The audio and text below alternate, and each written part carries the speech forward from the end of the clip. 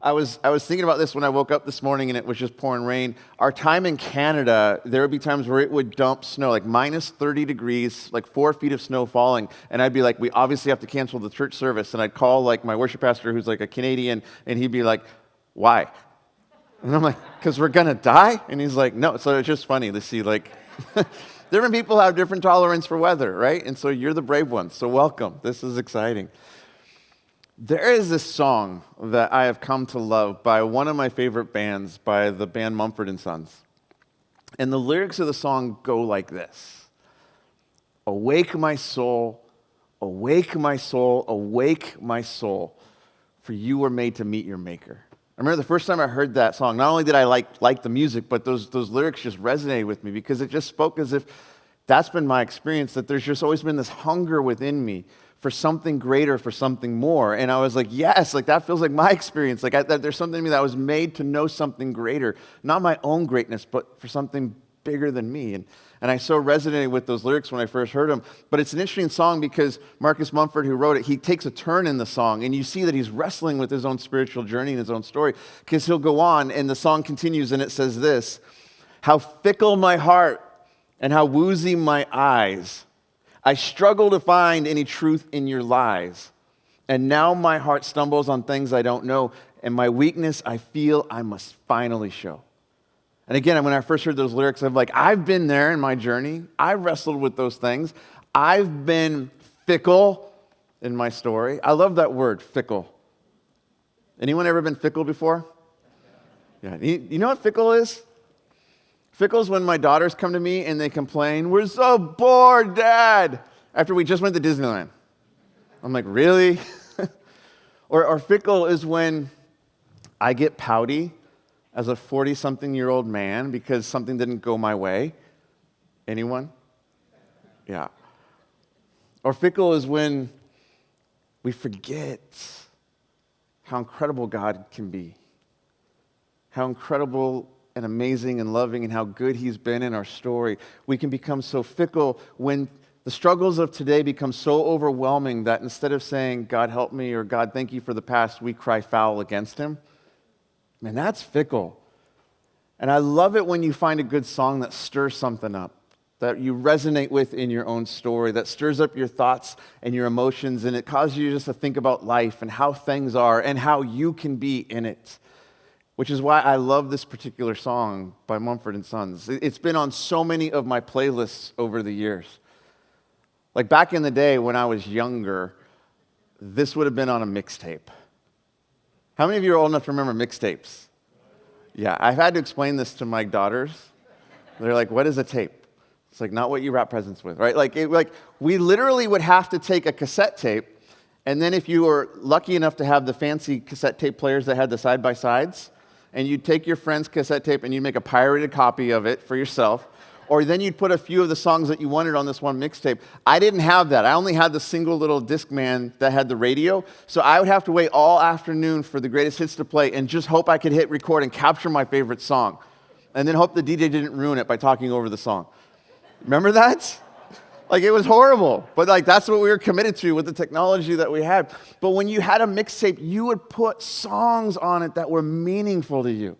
They somehow spoke to you about a moment in life or a relationship or something that was going on. And so for the next couple of weeks, we're going to take a look at some songs that we have recorded in the pages of this book. In the middle section, what we call the Psalms, which were the ancient songs of the people of Israel back in their day. It's kind of like God put a mixtape in the book. Hey, I've written a whole bunch of songs through these people that I worked with, and I want to share them with you. And when you read through the Psalms, you see this gambit of songs. You see happy songs that are about celebration and how amazing God is, and heavy songs that are about struggle and challenge, and angry songs that are about, like, I'm going to get them, God. And God's like, let's figure this out. But it's an amazing thing as we look through it. And so for the next couple weeks, we're going to unpack a song that we have on the mixtape that God has given us and learn about what it can mean for our story as we hear the lyrics and resonate with our own struggle and our own journey. And so today we're going to jump into a song written by this dude named Asaph. Asaph is one of the songwriters. He lived at the same time as that dude David that killed the giant who became this epic king, if you know that story. In fact, Asaph was one of David's worship leaders in the time of David. And Asaph wrote several songs. And one of the things I really, really appreciate about Asaph is that his songs are very honest about his journey and his story. Like back in his day, he would have been like a James Taylor for his people, or a Stevie Wonder, or maybe a Taylor Swift. Like that's who he would have been for his people in his day. Like they would have loved his songs, and they're like, let's play another one, Asaph, sing us another song. And so we're going to take a look at one of his songs that has always resonated with me because it's so strikingly honest, and it's in the Psalms. It's Psalm 73. And I just want to take us through this song today because I think it can speak to us in our journey today. And so you ready? I'm going to hit play on the cassette tape. Imagine you're wearing those big puffy headphones with the little wire that goes across, and you're so cool because you got your Walkman on, and if you were fancy, you had the yellow one because it was the sport model. And here we go. And Asaph begins with these words. He says, "Truly God is good to Israel, to those whose hearts are pure." It's kind of how I would expect like an ancient spiritual songwriter to start his song, like affirming God in his story and how amazing God is and what God has done and how faithful God is to those who are seeking to be pure, those who are seeking to follow after him. And I would expect the song to continue with something like this, that Asaph would go on and say something to the effect, and my heart was always happy because I thought of how amazing you were, God, and it was always good, and it would be a very upbeat tempo kind of song. That's what I would think. But right at the start, Asaph takes a turn, and he goes on, and he says, "But as for me, I almost lost my footing. My feet were slipping, and I was almost gone." And it's like right out of the gate, Asaph is telling us that he's struggling with something in his story. Like there's this deep challenge that he's feeling, and he's wondering if he's even going to make it. Have you ever felt like that in your story? Have you ever had a wrestle like that? And I'm so grateful for this because he's being so honest and he's being real about what he's going through. And he's not presenting just some fluffy portrait of life that seems to always be happy and sappy and clappy, but he's talking about the reality of the struggle that he's going through. And he's wrestling with where God's at in the story. And I appreciate that because I know that struggle in my own story.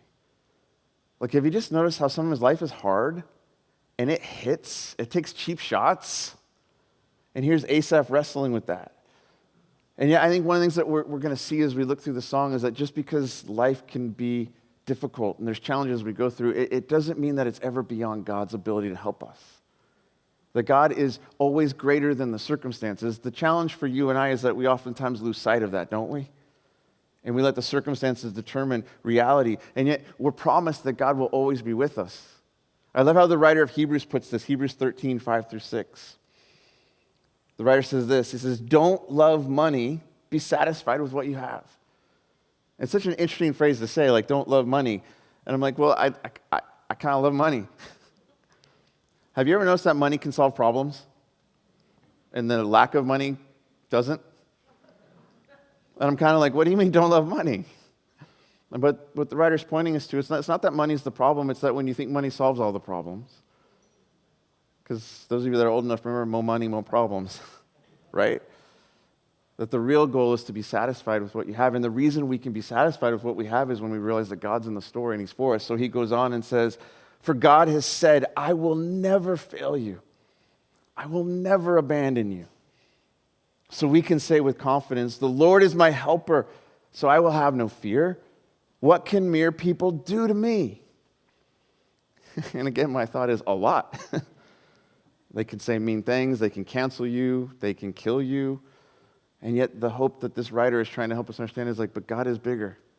God is bigger. God is bigger. God is bigger. And I think when we forget this, it's all too easy to let today's struggles, today's challenges, today's hardships determine our view of reality. Like, have you ever just been so caught up in a moment, all you can see is the moment? You can't see beyond it? You can't see what happened before. You can't see hope in the future. It's so easy for us to do that. It's super easy to let our right now circumstances diminish our view of who God is, our view of Jesus at work in the story, showing up in each of our lives. And when we do that, we can begin to let today determine our hope instead of the fact that God has moved in our stories. Jesus has been presented as an option of life to us. And there's hope that we can have for that. That he's here and he's good for us. And yeah, I struggle with Jesus a lot in my story because when I'm going through the hard things, this is how my prayer goes. Dear Jesus, fix it. Anyone pray like that? Like whatever it is. Jesus, fix it. Jesus, fix it. And sometimes it doesn't seem like he's on the same wavelength with me. Like there's times when I'm praying like that, and it feels like Jesus is responding. He's like, no, Joe, I want to do something more than just fix the circumstance. I want to do something in you in the midst of the circumstance. I actually want to use this as something to help grow you, to grow your courage, your tenacity, and your faith. I actually want to use this to make you a greater version of yourself. And I'm always like, can I take the other course, please? Because can't you just fix it? Won't you just do something? And I think the more that we begin to understand who Jesus is and what he's come to do for us, the more we'll begin to realize that when we say, Jesus, do something, I think his response is, oh, I have. I defeated death itself. I overcame sin and brokenness to bring you into life. When you say, Jesus, do something, I think his response to us is, I have done something, I am doing something, and I will one day finish the work. Don't lose sight of who I am. I'm at work in the story. And I need to be reminded of that at times because there's times where I'm overwhelmed with the moments and I'm missing out on what Jesus wants to do and developing something in me. He's wanting to create strength in my core as his follower. When we were in Canada, we had a really good friend, Josh, who owned a gym. And Josh just loved our family. And he said he invited Christy and I to come to his gym to take these classes because he just wanted to give this as a gift to us, which I'm like, I don't know if this is a gift, but thank you. And so he invited us to come and take these HIIT classes, high-intensity interval training. He's like, it's really fun. It's like 30 minutes, and you're just going to do 7 minutes at a time and rotate through these courses. And it's at 6 a.m., and I want you to come. And we felt obligated out of friendship to say yes, so we did. And so we went to this class, and I just remember we do it, and we're shaking those big ropes, and we're doing all this other stuff. And there's this moment where his voice is in my head, and he's like, Joel, you're going to want to develop your core. You're going to want to develop your core. And I'm throwing the medicine ball against the wall, and I have this revelation. I don't have a core. like this is not going well. And I think that's what happens sometimes when the circumstances just come at us, is that we suddenly realize there's something lacking in here. And I think what Jesus is wanting to do is yeah, I want to grow that. I want to meet you right where you're at in the midst of that struggle and make you stronger than you ever thought you could be because I'm at work in your story. And see, I think too often what happens is we let the right now determine our ultimate reality. Instead of letting Jesus show up and develop something in us. And I love what Asaph is doing in this moment because this is exactly where Asaph is. He's spinning in the circumstance that he's facing.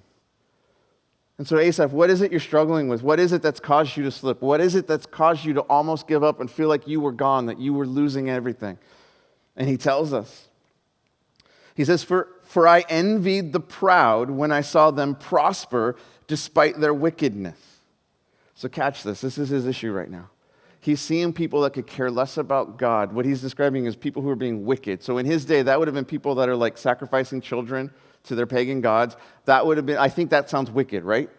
This is darkness. And yet he's watching people living in darkness, essentially giving God the middle finger and still thriving. What's up with that, God? They seem to live such painless lives. Their bodies are so healthy and strong. They don't have troubles like other people. They're not plagued with problems like everyone else. They wear pride like a jeweled necklace and clothe themselves with cruelty. These fat cats have everything their hearts could ever wish for. They scoff and speak only evil. In their pride, they seek to crush others. They boast against the very heavens, and their words strut throughout the earth. And so the people are dismayed and confused, drinking in all their words. What does God know, they ask? Does the Most High even know what's happening? Look at these wicked people enjoying a life of ease while their riches multiply. Have you ever wrestled with something like that in your story? You're like, God, if you're good and you're for us, why is it not going well for me? But more than that, why is it that it seems like people that could care less about you are living life large? And so here's Asaph, here he is spinning in this. And so he continues to just wrestle with this and what's going on. And he goes on and he says, did I keep my heart pure for nothing? Did I keep myself innocent for no reason? I get nothing but trouble all day long. Every morning brings me pain. So it's not only that he's wrestling with what seems to be unfair, watching other people's story, he's wondering in his own story now, was this even worth it? Was trying to follow you even worth it? Like, what's in it for me? What do I gain by trying to walk with you and follow you? I mean, he's spinning. He's in a deep struggle in this moment. And I just, what I wrestle with this is like, yeah, Asaph, I feel the same way. Are we allowed to talk about this? Like, are we allowed to be honest about this stuff? Because here's Asaph being brutally honest about his struggle. And apparently he doesn't have a problem being honest, but guess who doesn't also seem to have a problem with him being honest? God. Because it's right here on full display. It's almost as if God's like, sing it, man. Keep singing it. Keep singing it. Let me meet you in the midst of it. And he goes on in his wrestle. He says, if I had really spoken this way to others, I would have been a traitor to your people. Right? Because he's a spiritual leader, right? And spiritual leaders, if you're a small group leader or you're working with our next gen or you've ever had like parents, you wrestle with this. Like, there's no way I can be honest about what I'm walking through or going through because I might spin someone else. And here's Asaph wrestling with this. It's like, if I talk like this, God, it's not going to go well. I don't know if I can sing this song in church with my peeps. Yet here it is in the book. So I tried to understand why the wicked prosper, but what a difficult task it is. And he's wrestling with this, and he's wrestling with this, and yet he's not afraid to be honest about his journey. He's not afraid to push in. And yet what I love about this, and when we see Asaph being honest, is it's not simply that he's not afraid to be honest about what he's wrestling with. He's also not afraid to be honest about how he does find hope in the midst of the situation. Because look at what he goes on and he says. So I tried to understand why the wicked prosper, but what a difficult task it is. Then I went into your sanctuary, O God, and I finally understood the destiny of the wicked. Truly, you put them on a slippery path and send them sliding over the cliff in destruction. In an instant, they're swept away and destroyed, completely swept away by their terrors. When you arise, O Lord, you will laugh at their silly ideas as a person laughs at dreams in the morning.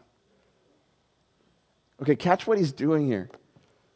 He's coming before God with all of this, and in doing so, he's gaining a bigger perspective than what he can see in this moment. And as he's wrestling with this with God, God is helping him see something important going on, something bigger in the story. And I love what we're seeing Asaph do here, because instead of just focusing on what he thinks is unfair and unjust, he's like, God, I went into your presence and suddenly I gained a bigger perspective. God, I'm choosing to actually focus on you more than just the thing that seems to be spinning me. I'm actually looking to you to help me. And when he does this, like despite his despair, despite his fear, his frustrations, his anger, he's choosing to focus his mind on God. And in doing so, he gains a greater perspective. And there's something powerful for us in that. I think there's something beautiful for us in that. That even when we're in that place spinning and struggling, it doesn't mean that we can not choose to focus on God, despite what we're facing, despite what we're going through.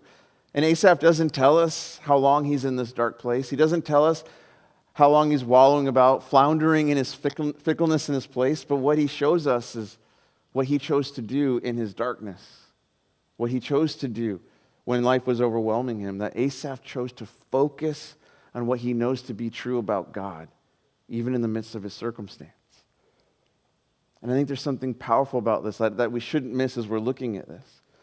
Because I think it's really easy when we become fickle to start to flounder. But what Asaph shows us is that you can still choose to be faithful even in the midst of it. You know what it means to be faithful? Full of faith. And he's showing us what it looks like. that when he's choosing to be faithful, and the way he's being faithful is by focusing on God, something begins to shift in his story. And I love this because this whole song so far is just a giant rant, yeah? Would you agree? You're like, Asaph, you sound pretty upset. And yet, who is this song to? Who's he singing to? Who's he crying foul against? You know what that's called? Praying. Have you ever shaken your fist to heaven in your frustration and anger and hurt? You know what that's called? Praying.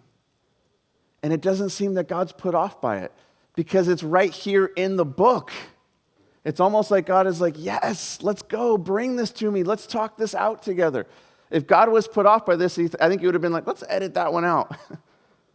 But it's almost as if God's like, yes, come here, because Asaph, when you're willing to engage with me and be honest with me, I'll start to show up and you'll gain a bigger perspective on what's going on. Come to me and look to me and let me show you something bigger than just what you can see right now. And I love this because as he does this, not only does he gain a greater perspective on the circumstances God shows up in his story, he also begins to gain a greater perspective on himself.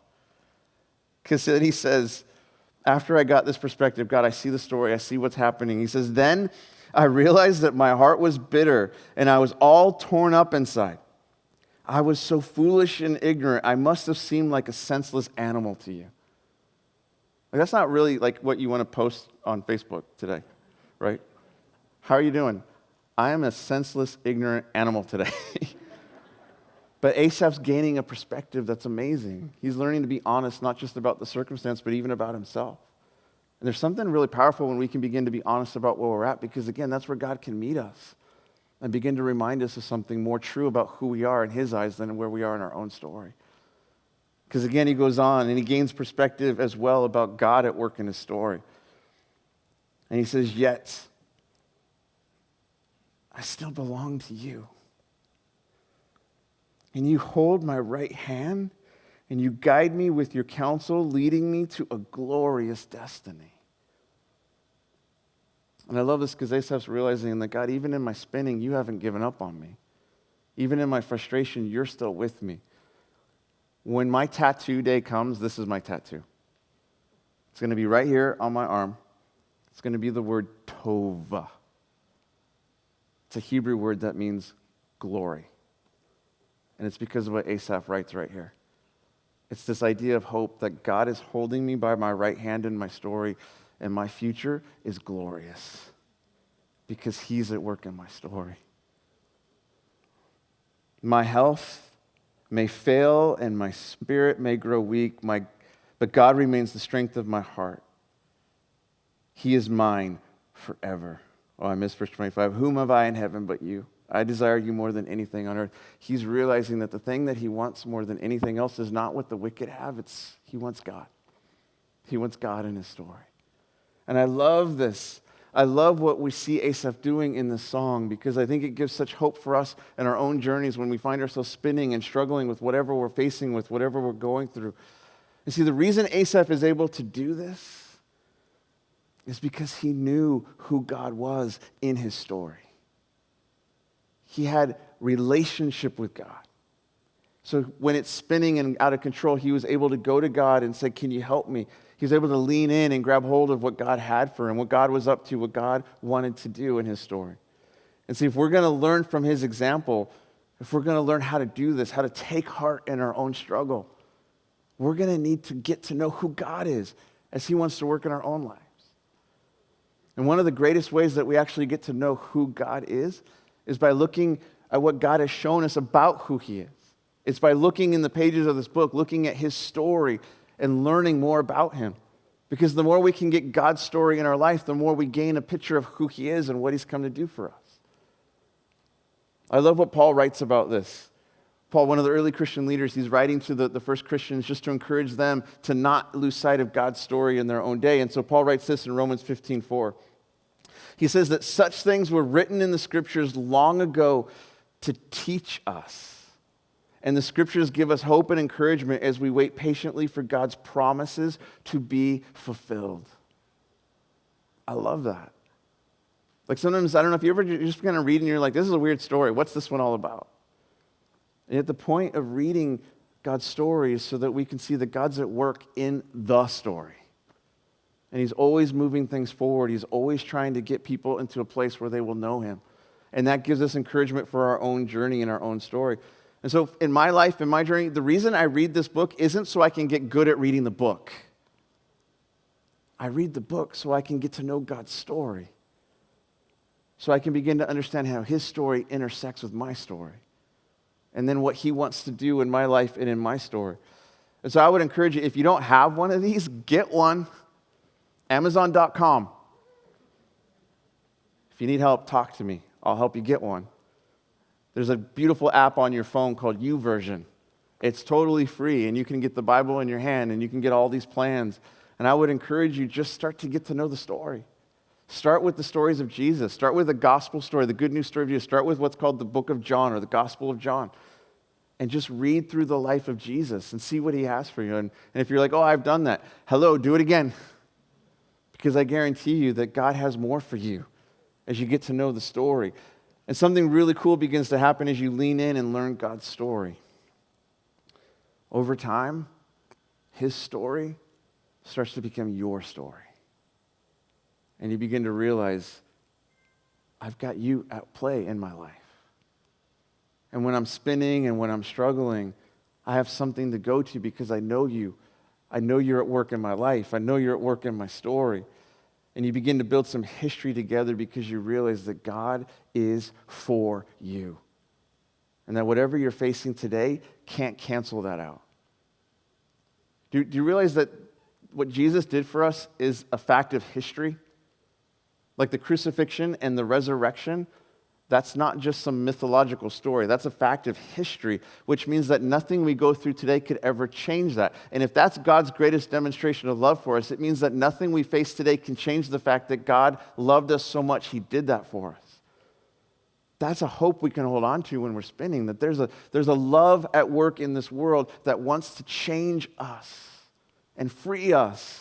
And we find the proof of that love in this person, Jesus, and whatever I'm experiencing today can never change the reality of what he's done for me and for you.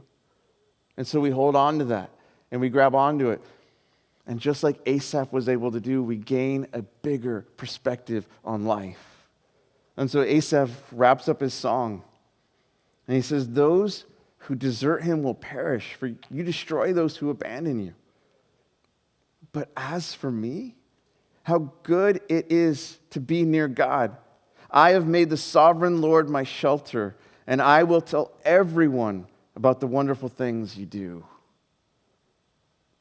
And I love this song because this could have been one that Asaph just wrote and thought, I don't know if I can share this because it might spin people. I'm just going to tuck it away. And God's like, no, let's put it in the book. Let's put it in the mixtape. Because I want everyone to know that when they're spinning, they can come to me just like you did. I want everyone to know that I have a perspective I want to give them on life and on themselves and on who I am and how I'm at work in the story. And as we begin to walk with him, we realize that God is greater than whatever we're going through today. And I love this song.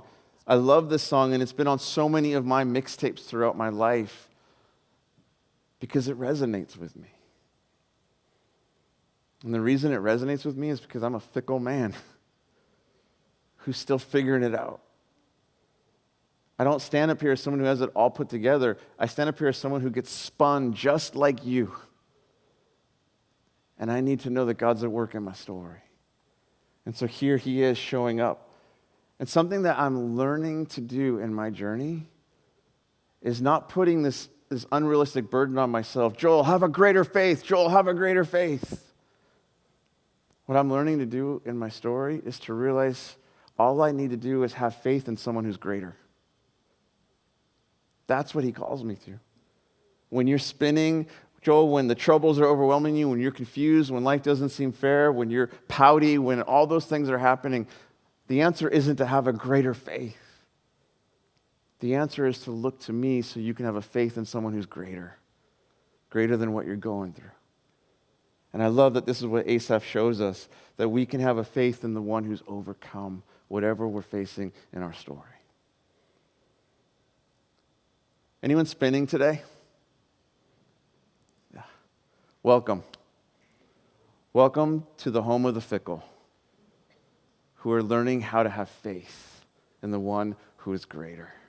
You are in good company today, because we're figuring it out together. So God, here we are in this place, trying to figure out how to find our faith when the world hits us, when injustice shows up, when it's not fair, when we get the news that spins us. God, it's so easy in those moments to want to shake the fist towards you. Thank you that you don't turn away when we do that. Thank you that you invite us to come closer so that in finding you we gain perspective. Perspective on the story, perspective on ourselves. Thank you that when we raise the fist, you invite us to open our hand and grab onto you, so that we know that you hold us by your right hand, that you're leading us into a beautiful place with you.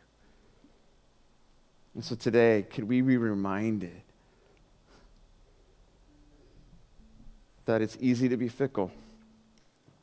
How ironic that a week ago we were concerned about wildfires and today we're concerned about flooding. It's so easy to be fickle. But thank you that you seek to remind us of who you are, a God who is always faithful. So we want to come into your presence and lift up our hand and say, would you remind us of who you are? Would you guide us into glory? Because that is our destiny. Because you are at work in our story. Amen.